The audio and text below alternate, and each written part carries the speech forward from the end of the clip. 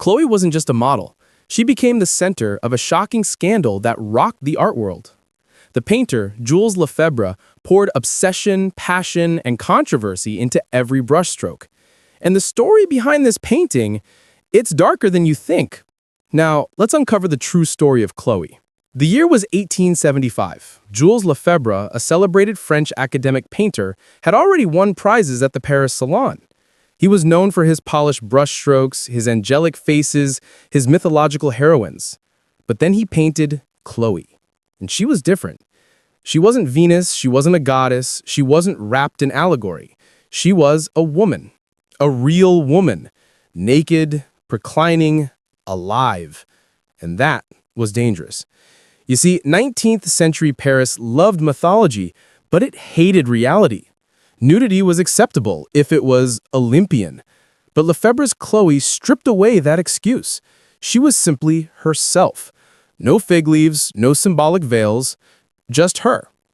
Now here's where the drama begins. The woman who posed for Chloé was rumored to be a young Parisian model. Her name is lost to history, but whispers say she was no goddess. She was poor, vulnerable, trying to survive. And here's the twist. After the painting was finished, stories spread that she died tragically. Some said tuberculosis. Others whispered suicide. Others claimed she was abandoned by a lover and drowned in despair. Whatever the truth, the story of the girl bled into the story of the canvas. The public began to see Chloé not just as a painting, but as the ghost of a lost woman, a haunting presence framed in oil and light. When Chloé traveled to Melbourne in 1883 for the international exhibition, the scandal only grew. Imagine a conservative Victorian audience walking into the exhibition halls expecting moral lessons in history, and instead seeing her, a towering nude, staring back, shameless, unapologetic. The newspapers went wild. Some critics praised her as a masterpiece of beauty and realism. Others attacked it as obscene. Priests condemned it from pulpits. Respectable families whispered about it at dinner tables. A war had begun. One side defending art as pure and untouchable, the other demanding morality, censorship, and decency.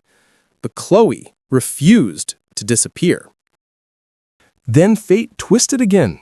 After the exhibition, the painting was purchased by a wealthy publican and hung not in a gallery, not in a palace, but in a pub, the Young and Jackson Hotel in Melbourne. Picture this, a nude painting, already notorious, placed above the bar in the heart of the city. For over a century, soldiers, workers, poets, and drunks gathered beneath her gaze. Generations of men toasted her beauty, swore their love to her, wrote letters to her. Yes, real letters. Soldiers heading to war during World War I and II would meet under Chloé, call her their lucky charm, and promise to come back to her. Some never did. Their ghosts, too, seemed to linger around the painting. So Chloé wasn't just scandalous. She became myth. A silent lover for a city of men who longed for her gaze. But with fame comes fury. The 20th century brought feminism, social change, and new battles over representation. Suddenly, Chloé was no longer just a muse. She was a target. Feminist activists in the 1970s and 80s argued she was a symbol of male desire, an icon of patriarchy hanging above drunk men who ogled her. They called for her removal. How long will women be displayed like trophies on walls while men drink beneath them? One activist shouted. But defenders fought back. This is not pornography. It's art. She is Melbourne's Mona Lisa. The arguments raged in parliament, in newspapers, in protests. But through it all, Chloé remained where she was, unmoved, unbroken. And here's the question that still haunts us. Who was the real Chloé? Was she a nameless girl who died forgotten? Was she an immortal goddess of beauty? Or was she a victim, used, abandoned, and then adored only as an image? When you look at her, do you see freedom or do you see exploitation? The drama of Chloé is not just about one canvas. It is about us, about how society treats women's bodies, about how beauty can be worshipped and destroyed at the same time, about how the ghost of a girl can outlive her flesh, hanging forever on a wall, silently judged, silently adored. Imagine standing in that Melbourne pub in 1916, soldiers in uniform all around you, raising glasses to Chloé, the air thick with smoke, laughter, and fear of tomorrow. They looked at her as if she was hope itself. Now imagine the protests in the 1970s, women chanting, fists raised, demanding her removal. To them, she was oppression, not beauty. And today, in 2025, tourists from around the world still flock to see her. Phones raised, selfies snapped. But does anyone stop to ask, who was she really? What was her name? Did she dream of love, of family, of safety? Or did she know she would be immortalized and pay the ultimate price?